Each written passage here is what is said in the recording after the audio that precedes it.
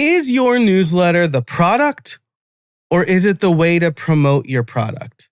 Some creators treat their newsletter like a magazine, but others treat it like their sales team.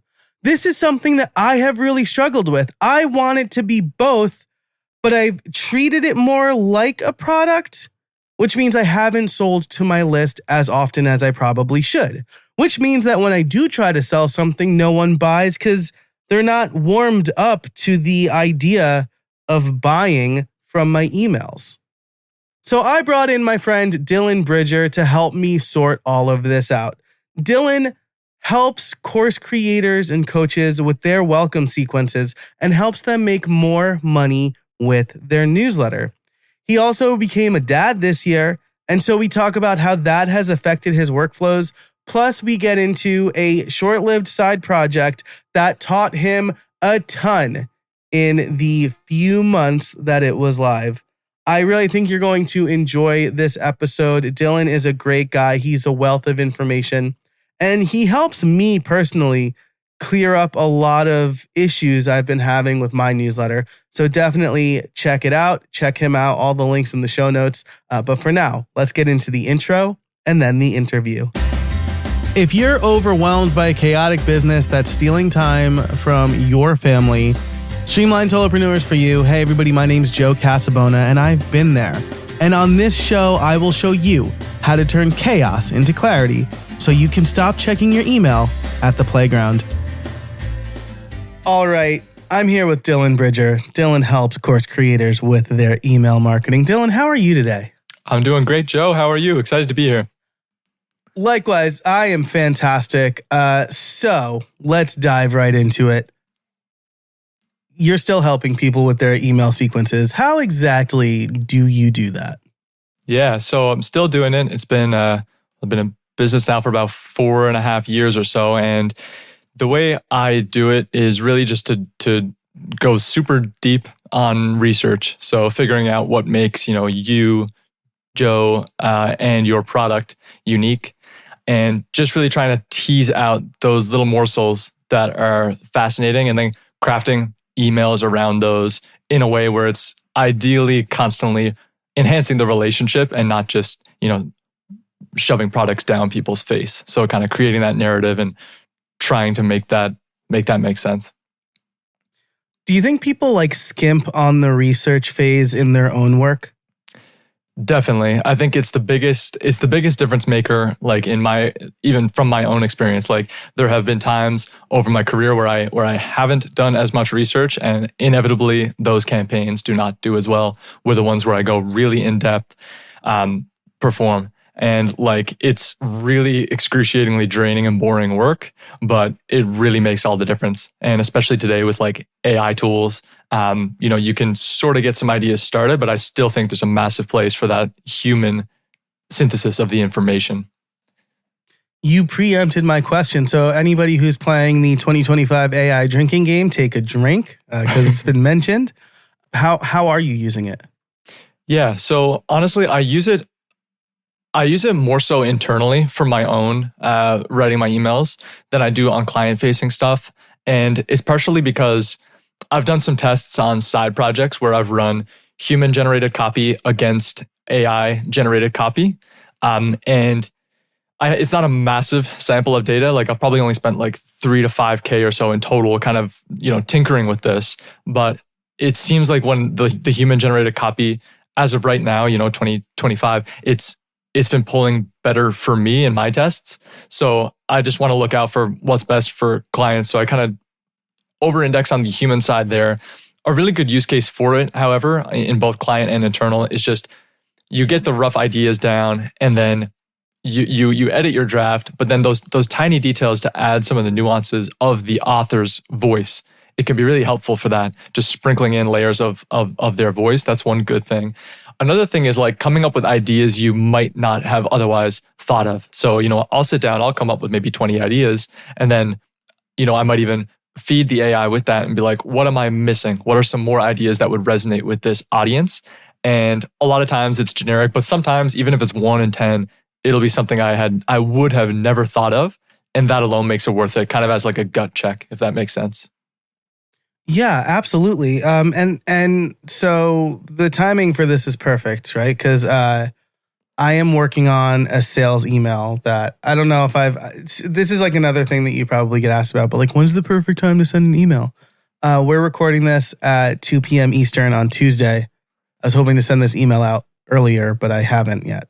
But something I did to help me with this is I have a new product. I've done 3 calls for it already. I gave Google Gemini, which is the flavor of the week for me, the transcripts. I said, what's the language they use? What are commonalities? Can you write a draft email? And I think like what you said is right. Like it gave me some good stuff, but it didn't give me, for example, a direct quote from a client during one of those calls. It didn't leave a spot for a testimonial. Not that it would have known I got one, but spot for a testimonial. And then there's also like the scarcity factor, right? Where I'm only doing this 10 times, right? And so like only 10 people will be able to buy this thing. And again, like it didn't know that, but that's for me to fill in. So I think this is really a really interesting approach, right? It gave me kind of the rough sketch for what my email should be, but I just like haven't filled it out enough to feel comfortable hitting send on it, I think. Yeah, for sure. It's like when these tools were first coming out, and like Claude is definitely the one I would turn to for anything writing adjacent more than probably any of them else at this moment in time anyway. But at first I was excited about it from the idea of like a content generation perspective. But as time goes on and on, I find myself kind of inching back towards doing most of the generation by hand and then using it as either like an ideation or like that final polish. Because admittedly, especially if you're on a tight timeline, like when you draft something, you usually want to have ideally at least 24 hours to like sleep on it, come back and read what you actually wrote and not what you kind of thought you wrote, right? So I find AI is good for that if you're in a pinch and you need to kind of run it through a bit of a polish. What AI does in that final polish is usually good enough. And I just instruct it to basically only deviate when it's absolutely necessary and leave it as close to the essence of the original as possible. And that works pretty well for me. And I do that with a lot of my own emails and a lot of my own social content not so much social, but emails. And it's been much faster. Nice. Yeah, I think like for me, I always tell it, don't edit the original work. Just tell me the edits to make. And Smart. then I kind of, because my prompt is like, I'm a better writer than you, so don't even try. And then it's like, just tell me if it makes sense. So I like that. Now, last question here, right? I kind of prompted you in the beginning before we hit record. I don't want this to be a personal Joe coaching call, but how does one get over the fear of hitting send, right? Because like what I've got here is got a subject line. I don't know if it's good. I've got the content. I don't know if it's good. I've run like a beta of this type of coaching call. And the people who had it loved it. And I'm doing more than I've ever done to launch a product, which is actually like use language from people who have tried the product. And I'm still just like, what if it fails? Like what happens if no one buys it or no one wants it? Yeah, well, email in particular, there's a number of ways I can answer your question. But to that last point you just made, like if that fear of what if no one buys it is one of the bigger blockers that's holding you back from pushing send, like the truth is email as a medium is very forgiving for that particular issue because unlike social media, when you make a post and you either have like crickets, like 0 replies and whatnot, or tons, email is a very private medium. I'm not suggesting to be dishonest, but what I'm saying is that if you send an email and no one buys, candidly, that's really between you and yourself. And while it doesn't feel good, the stakes they're more internal than they are publicly external, right? Yeah.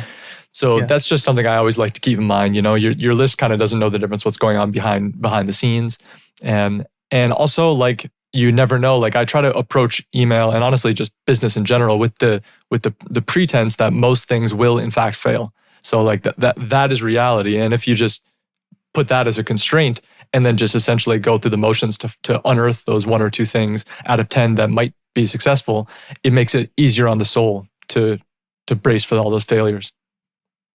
That's really good. This is, again, the other drinking game is Joe mentions baseball. And so like in baseball, right, an exceptional hitter hits 300, which means they only connect 30% of the time, right? There you go. that's considered exceptional. So, yeah, you're right. It's just, what I don't think I do enough is I don't think I swing enough. Because the other fear is, well, I don't want to annoy my audience by always trying to sell them something. And so like, I think I had a weird setup. You helped me with my welcome sequence and it's great. It's like largely the words have changed, but like the structure is largely the same. And this new offer will hopefully slot into that last spot. Nice. But I'm actually curious about this too. Now we are going into Joe's curious about something Joe did. Please. But I actually changed my welcome sequence to go out once a week. So like on Wednesdays, it's like Welcome Wednesdays. And I know I got this idea from, I think, Barrett Brooks, and I think Nathan Barry also does that. And I'm just curious, like as the architect of my welcome sequence, what do you think of that approach? So it sort of depends. I think if your goal is to use your welcome sequence to generate a response, whether that's a lead raising their hand or a sale of a product or whatever it is, if that is your goal, I tend to recommend front loading, kind of more or less being more frequent on the front end of the journey. So like maybe doing it like immediately and the next day and the next day, if not even more aggressive. And the reason for that is because when someone opts into your newsletter, at that very moment, they're like telling you through that action that they're interested in what you are about and what your solution is right then and there. However, you can probably empathize with this as a consumer on the internet. I certainly can, which is fast forward 24 hours, not to mention 7 days, you're probably in a completely different headspace. You might have completely forgotten about why you cared about subscribing to Joe's newsletter. You might be on to the next thing. So if you can keep the momentum going, I believe there's kind of like a decay in interest that naturally occurs the longer someone, goes through that sequence. And for that reason, if you want to kind of get in front of someone when they're most likely to be receptive to your sales message, I think sooner is better. Interesting. So I think this goes to purpose, right? Because I think like something I have certainly struggled with, right, is my newsletter the marketing arm or is it the product? Because I love writing, I love writing about automation and mindset. I don't know if your burner email address is still on that list or if you even see like the emails I send, but like every Friday, that's not a test. I know, no pressure. But no, I do. I see some of them anyway. Every Friday, it's Automation Friday, and it's like very educational, right? And Mondays, I don't officially call it Mindset Mondays because everybody calls it that. But like it's like more of a mindset piece. It's like what I'm thinking about in the moment. Yesterday, I wrote about like AI headshots because I went viral on LinkedIn for the first time ever. I saw that. And then so I was shocked. I didn't think that would go viral, but like it's whatever. The thing you don't expect to go viral is the thing that will go viral. Always. And then I call Wednesdays Welcome Wednesdays, and it's like here's how you get to know a little bit about me. And so like, can you speak to that a little bit? Like, how do you know if your newsletter is the product or is just like your marketing tool? It's interesting you say that right now because to tell you the truth, I was out on a walk yesterday and I had this I was just reflecting a little bit on my business, on my offering, who I help and stuff like that. And I realized that this might actually be kind of a fundamental, maybe a disconnect in the way I have been presenting my solution to the market that I serve. And it's exactly what you just said. I mean, for some camps of like solopreneurs, course creators, coaches, whatever you might want to call them, the newsletter, like you said, is more so just like a value. I think it's Josh Spector refers to it sometimes as a value delivery mechanism. So, it's like just delivering value, not necessarily, hoping for or even expecting a sale of any kind. And that's completely valid.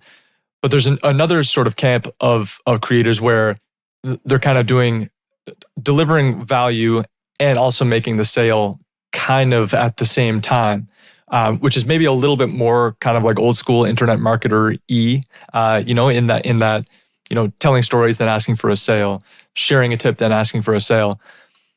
if I'm being really honest with myself, my sweet spot and what I tend to do best of is that latter camp of, kind of offer a bit of value, but ultimately viewing it as a marketing and as a sales tool for better or worse. So I think I just say that to answer your question, that they are different things. It's not to say that they can't coexist. I do believe that you can still deliver a ton of value in an issue while teeing that up to a sale, whether it's a super soft sell at the end, or even just having the piece of education being a demonstration of your expertise to tee up doing more. But honestly, I don't know if I have an answer to how you sort of define what its role is in your business. And I guess if it is more of a value tool, I think it's important to eventually ask yourself, what is my sales process? What is my sales mechanism? Because ultimately you need to generate sales for it to be a sustainable business long term. Yeah. Oh, that's a really good, I think a really nuanced answer, right? Because like what you just said, like tell the story, ask for the sale. That's like kind of my move, right? Like, and I have been looking through like Caitlin Burgoyne's emails, because I know like when she sends her more value-based emails, there's one template, and when she's asking for the sales, it's a different template. And I'm in Chanel Basilio's community, where for most of those folks, like the newsletter is the product. And so I've been like, I think I've been really struggling with that, right? Because I don't really participate on social media aside from LinkedIn, and I don't really know how to sell on LinkedIn, and so my biggest acquisition channel, honestly, has been Google, which is kind of crazy. Oh wow! Like SEO. Like we're recording this, in the year 2025, but I want my newsletter to be more of that. And so I think like I really have to have a hard think about the positioning of that. And I think I know the value I offer. And it's just like, how do I want to invite people into this? And maybe, I've engineered this in a pretty smart way, where I have a sequence called short welcome, where it's just like one email after the confirmation. I do like a double opt-in, but they still get a confirmation email because they got a free thing, where it's like, here's how it works. And so I do have the flexibility to add to that, and then still have like the Welcome Wednesday like emails after that. So I think it's like something to think about. And it's probably, as you probably know, always an experiment. Yeah. And like, to be clear, I don't think there's anything wrong with your idea of having those like longer tail drips of like once every week for however many Wednesdays or however you have that configured. Because if nothing else, that's good. You definitely know that you at least have, one email going out every week for an extended period of time, which is good in case you ever like miss a week or, you're behind on your content calendar. But yeah, it's an interesting question. Question. I mean, yeah, right. To your point, right? When someone walks into a car dealership, they want a car, right? No one just, maybe some people walk in just to look, but as far as the car dealer is concerned, they're probably a very warm lead. And they know that if they leave, they might go to a different car dealership, or they might decide, oh, well, we can stand for one car for a little longer, or whatever that is. Yeah. And like one thing you might like, you probably have this already configured already, but just a really quick point to your last point is like, if you're not sure if you want to like go too hard on like the promotionalness because the newsletter is perhaps the product itself, one way you could do it too is like have like link triggers. So if someone clicks a certain link, like maybe you have like somewhere dispersed in your ecosystem, you have links to your products and your offers. If someone clicks that, then and only then you can have an automation that follows up with them a little bit more in a bit more of a direct sales manner. Because those folks, if they made it onto your list and if they clicked a link to go check out your product page, those folks probably want to be sold to more than you realize. I'm so excited to tell you this episode is brought to you by Stellar Sites. Stellar Sites and Liquid Web have been great supporters of this show from the beginning. And now they've made it even easier for busy business owners to create our perfect websites. Most SaaS services leave you boxed in with artificial limits and locked in to using them. But completely DIY platforms can be overwhelming and time-consuming.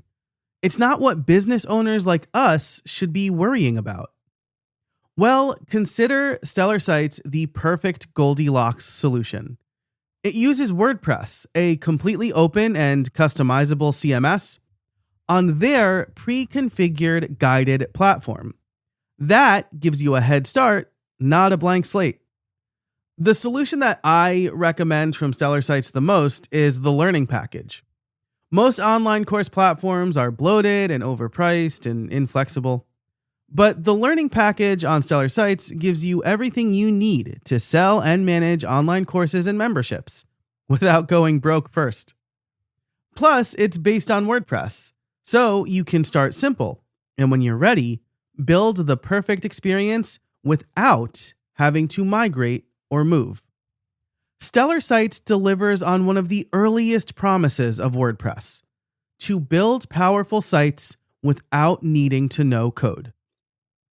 If you're ready to build your perfect site without breaking the bank or fighting the platform, Stellar Sites is for you.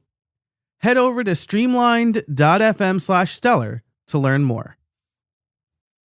Right. Yeah, that's a good point. I did do that for a while, right? I did like the classic click on this product, and then if they didn't buy, hey, why didn't you buy? Right? Like that sort of thing. Yeah.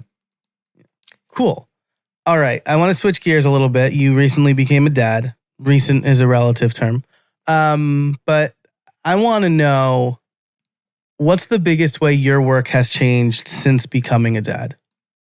Yeah, for sure. So I've been a dad now for eight months as of a few days ago. And Nice. The biggest difference, I think, I should preface this by saying I'm very fortunate that my wife is currently on maternity leave, and so during the days, that's a huge relief. She's able to do a lot of the heavy lifting during the kind of traditional work day, and we have grandparents who can help as well. So we're well supported. But I think it's caused me to kind of focus on fewer, more stable, kind of higher paying clients, and really shift gears from a new customer acquisition lens to a retention, customer satisfaction lens, because it's so much easier to keep and continue delighting an existing client and keep getting paid from them than it is to find a new one. So that's been one major way my work has changed. But I'd be lying, honestly, if I said that I haven't been a little bit less motivated and inspired by work than before I had my daughter. So that's been kind of a negative thing that has definitely been noticeable for me. And yeah, so those are kind of a couple things. I can unpack more details there. Yeah, I mean, I think that's like super. So, I mean, my first question, right, as someone who's based in the United States, you are based in Canada. Yep. Have you thought about? Is it like do you get a year maternity, or is it like? Yeah, I think she has a year, if I'm not mistaken. Okay. Yeah, roughly that. Anyway. I mean, like it's like the Wild West in the United States. You get like, depends on the place, and then with FMLA, you get your job guaranteed. Like you can be gone for 6 months and like not lose your job, but like paycheck is not. So like it's very. That's not politics, friends. That's just a fact. Like, that's just a straight fact. So have you thought about yet what it's going to look like when your wife does go back to work? Or if she's going to go back? That's like a really personal question. So answer that however you feel comfortable. No, for sure. Yeah, she plans on going back to work in a few months, and she's already kind of slowly started that process. She's just doing some work kind of from home here. We've thought about it. The details are not fully firmed up, but the beauty is, since a lot of the work I do is asynchronous in nature, and I've like designed it to very much be that way and set very clear expectations with any of my clients, it allows me the nimbleness to kind of work in a day when I need to. I mean, it all depends on like energy levels and stuff like that. But so we have some support through our grandparents, or my parents, her parents. Yeah. That's going to be a big assist. It's probably going to be look like some of those days of the week I'm going to be doing it, and then other days she's going to. But the sort of more honest answer is we're in the process of still figuring that out a little bit. But that's kind of yeah. I think like that's the most honest answer, right? Because I think like, I mean, I went into it, I'll just work when the baby naps and I work from home and Erin's a nurse anyway, so it doesn't matter. And it changed, like here's a fun fact about babies. They don't nap when you need to work, right? Like Yeah. they might not nap one day, right? And they just, so be flexible, give yourself lead time, I think is probably the best. Like if you need to do something in 2 days, give yourself 4 days to do it, right? Because who knows when you're going to find those 2 days. So I think that's a really healthy and probably the most correct approach is like, we're going to figure it out as we need to. Well, that's good hearing that from you because you're a few steps ahead of me on the parenting front. So yeah, my youngest is going to be 4 at the end of the year, which is wild. Wow, that is nuts. Awesome. So that's really that makes a lot of sense there. Now, something else that you did. Actually, no, hold on. Let's go back. Joel, you can edit that part out. Okay, so you mentioned that you want to keep you're trying to keep retainer clients, right? It's easier to continue to delight current clients instead of always trying to find new customers. I feel like this is a lesson that everyone hears, but it never sticks. And I think like a lot of parents who are also business owners, it took having a kid to make a lesson like that stick. So I'd love for you to speak more to that in whatever way that you feel it will be the most impactful, right? Like maybe like what were you doing to get new customers versus how have you reallocated that time to your current customers? Yeah, for sure. So just to add a bit more of a dimension to it, like I'm always on the lookout and open-minded, if customers are wanting to reach out and do business, because the truth is, things change and that makes sense. No matter how much you try, customers will churn for various reasons. So I think it's one thing you definitely don't want to do is get caught where something changes in a client's business and all of a sudden you're 3 to 6 months behind trying to... I should add, I sell B2B services. This is different depending on what you sell. But, if you're a solopreneur selling some sort of B2B service, this is particularly relevant to you. You don't want to get caught where like something changes and then you're 3 to 6 months behind what you need to do to get your next client, whatever that might look like. For context, most of my clients come from word of mouth. Some come from my own email list. I have a small but pretty engaged email audience myself that I mail and promote my services to. And I was once upon a time, it was more so cold outreach in terms of like that kind of a thing. So, but the thing is like once upon a time, when I was a little bit more naive in business, my mindset was get customer, like that is the goal. And like, do what you said you would, but if maybe it didn't work out as well as they would like, that's life and you move on. That was like my I'm ashamed to confess it, but that's how I once kind of thought about things. Whereas today, my new perspective is, get the customer and realize that that's like the starting point, not the end point. So that's the starting point where like, it's all about keeping them happy in every which way. So there's the actual, the work product and the results from the work, whatever that might be for you. But what I've learned is that equally as importantly is, like communication, going above and beyond in the little details that they're not expecting, stuff like that. So, or like if things don't go as you had hoped for any reason, making it right is another big thing. Like still to this day, some campaigns don't work as well as I hope, despite my best efforts. And, I try to think like, how can I make this right instead of just moving on to the next thing? So it should be common sense and it should just be like basic integrity. But I think when you're just gunning to grow your business, it can be really easy to overlook that kind of thing.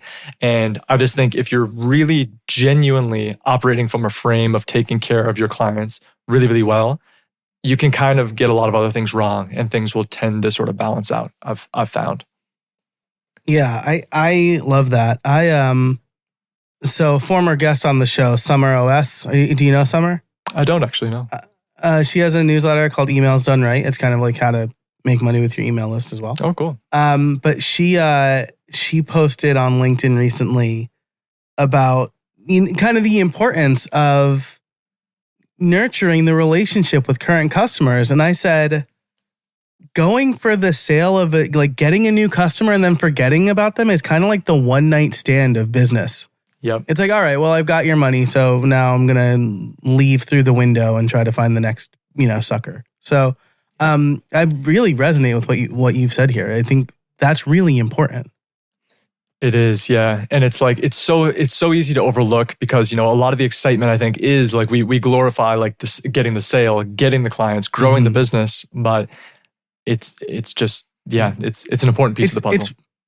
It's like what the business bros say, right? Bigger, more, hustle, more clients, close more deals, right? When it's like, I think just as a society, it's always more and more and more, but like, be happy and cherish what you have. I know that's like really deep for a business relationship, but it's really important, I think, in all aspects of life.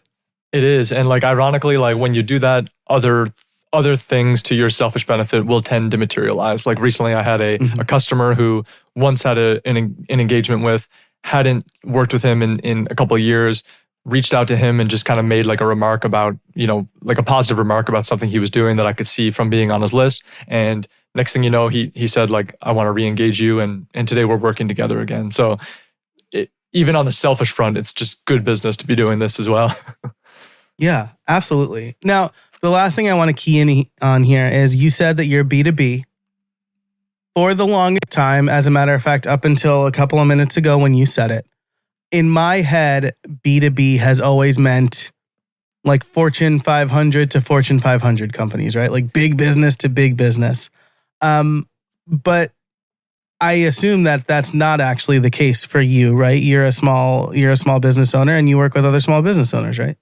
Yep, for the most part. Some of them are doing like 9 figures, but nonetheless, they're all kind of in the scrappy startup mindset, and some are generating more than others. Yeah. Yeah. So I think I just wanted to point this out. Like B2B is not a size thing, right? It's that the value you most deliver is to another business. And I think like considering how you deliver that value is like, I'm B2B, right? I help other solopreneurs and small business owners. I'm not selling like a consumer product to someone. So I think that's again, another just really important thing to think about. Yeah. Absolutely. I guess it's also worth noting that like if I want my newsletter to be a product, I should also consider that, right? I deliver value most to other businesses, not necessarily to consumers. And so that's really interesting. I feel like my mind has just been blown like in this moment right here. Cool. Always good on your own podcast. Nice. Glad to hear it. Yeah. So before we get to the side hustle, I checked the schedule. This episode is being released a couple of weeks before Black Friday. Okay. So I'd be remiss if I didn't ask you to give your top 1 to 3 Black Friday tips. Number 0 could be if you're just starting to think about Black Friday, it's probably too late. Maybe it's not though. That's just what I've heard. No, absolutely. Yeah, it's funny because to be honest, I have, for someone that does email marketing campaigns for a living, I have done fewer Black Friday in particular launches than you might expect. And that's partially because, so sometimes I'll do engagements where I work on a commission only basis. So I'll generate your emails, we'll deploy them, and I get paid as a result of what I bring in. And Black Friday can be a great time for generating sales, obviously, but it can also be a very competitive time to stand out in the inbox. So ironically, I actually sort of favor sneaking in times that are kind of random and coming up with funny reasons why we're doing a promotion than I do always following the pack in terms of Black Friday.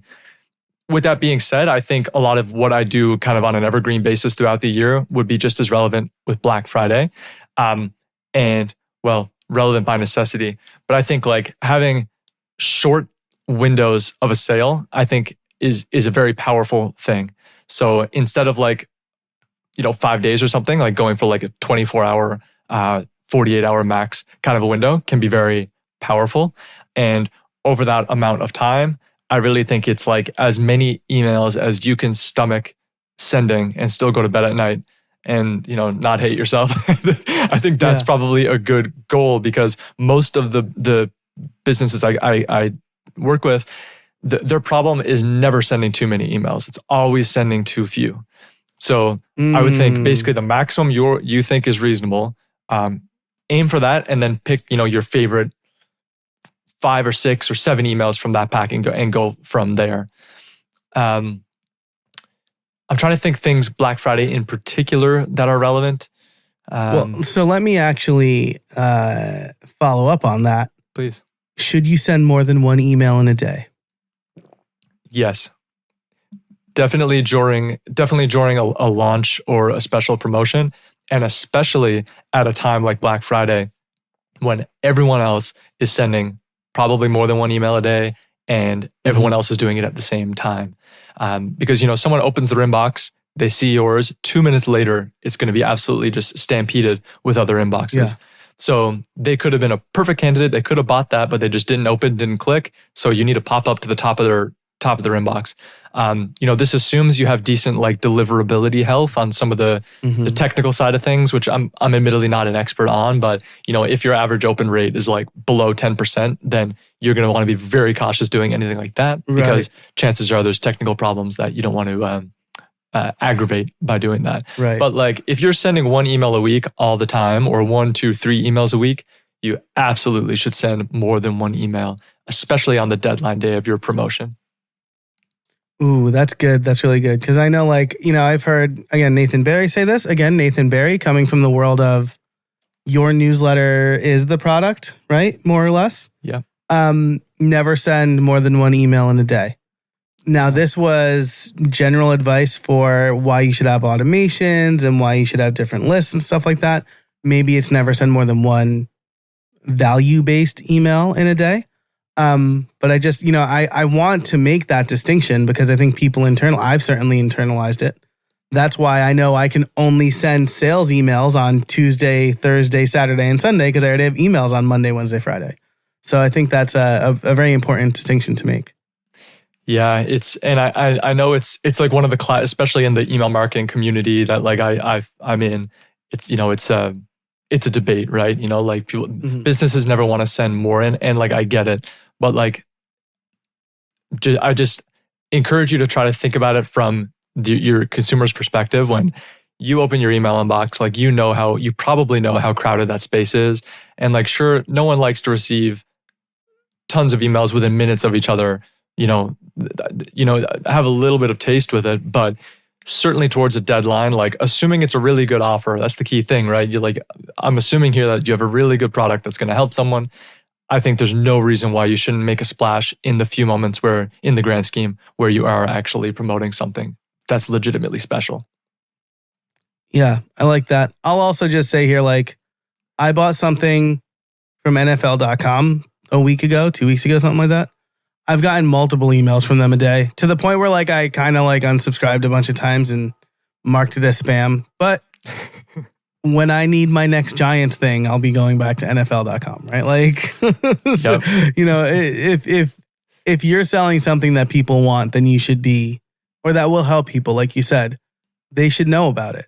And the only way for them to know about it most of the time is for you to send them an email or a text maybe. How do you feel about text campaigns? I haven't done a whole lot of work with them. In fact, I've done zero work with them. So I can't really comment with any authority. But I think, if you have an SMS list, it's an asset I would use. For that, though, my uneducated opinion is to probably veer on the side of less is more, just because it's a little bit more, it's less crowded, again, than an email inbox, right? So there's less actual need to follow up as much, I think. Yeah, and it's a lot more personal, right? I don't have email notifications on any of my devices, actually. Yeah, likewise. But text notifications, sure, of course. Yeah. So, awesome. All right, so I want to wrap up here with you. Shortly after you became a father, decided to launch a side project, which I'm not going to judge because shortly after I became a father, I left my full-time job and started my own business. So, nice. Fatherhood makes you do crazy things, maybe. It was about table tennis. Tell me a little bit about table tennis. What drew you to this? Yeah, so for context, I have been playing table tennis or ping pong just with friends, totally recreationally for I don't know, the past few years, like on the weekend, there was a bar where I used to live and we'd go and like, just play there in the middle and have some fun. It was just purely like, play.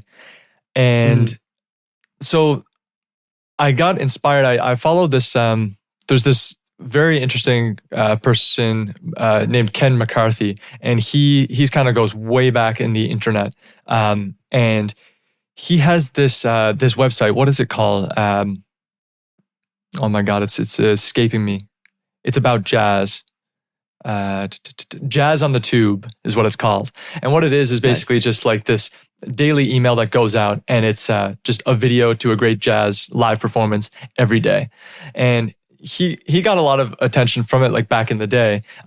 So I found it kind of amusing. So I said, what if I take that same concept but do it for table tennis rallies? And that was essentially the idea for this. The project was called Rally Reel, where every day I would curate and send like a one-line email about some crazy table tennis rally I had seen on YouTube. And that was the idea, and that's about the extent of where it came from. And so I said, okay, maybe I'll just like build this in public on Twitter and LinkedIn and just have some fun with it. And I think if I think about the motivation, I think it was because right after when I became a dad, I lost a little bit of inspiration from my main line of work a little bit, but I didn't want to just blow it up, like blow up the business and do some other idea. So I said, maybe if I just like give myself permission to do this side project and not have it be too much of a distraction, that will scratch the itch. And so it did. So I gave myself a constraint to only grow it through paid ads. So I had meta ads running.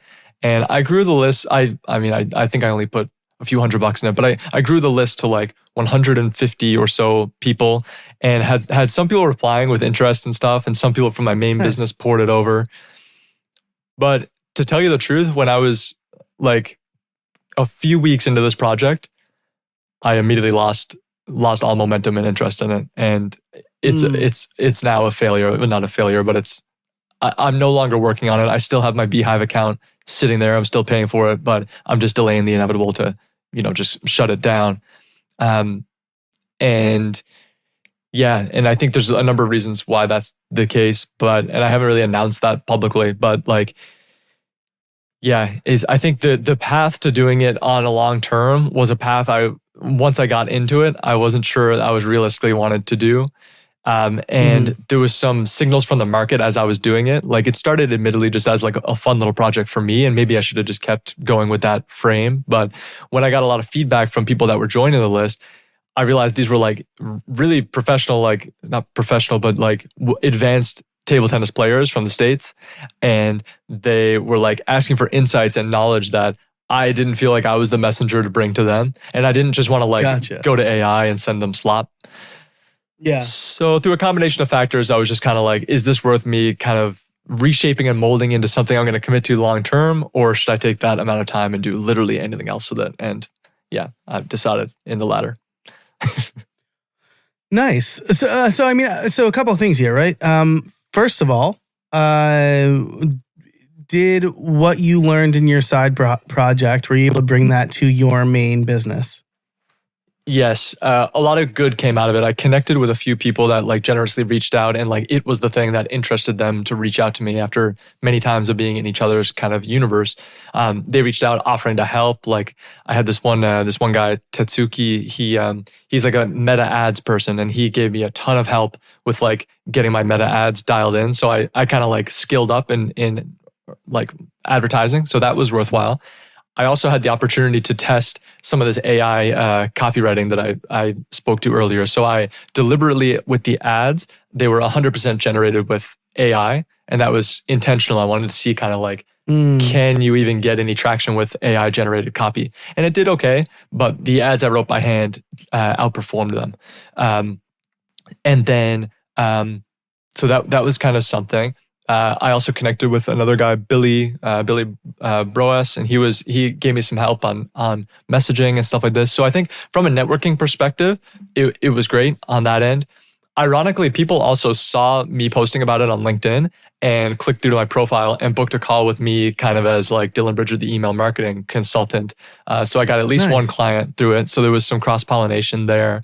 But more than anything, I think it just kind of allowed me to sort of flush that yearning out so that I could refocus on the business. Or at least give myself permission to explore more projects like that if they come in the future. So I think it was worthwhile, and I'm really happy I did it. Really appreciate you coming on and talking to us today. And if people want to learn more about you, where can they find you? Yeah, thanks so much for having me on, Joe. It was a blast to catch back up. You can find me on LinkedIn at Dylan Bridger, Twitter or X at Dylan, I think it's Dylan_Bridger. Or you can go to dylanbridger.com. I need to update my website, so depending when this gets released, that may or may not happen. But in any case, if you Google me, dylanbridger.com, you'll find a little bit more about what I do. And feel free to reach out to me. Yeah, awesome. I will link to all of that and a lot of stuff that we talked about in the show notes over at streamlined.fm.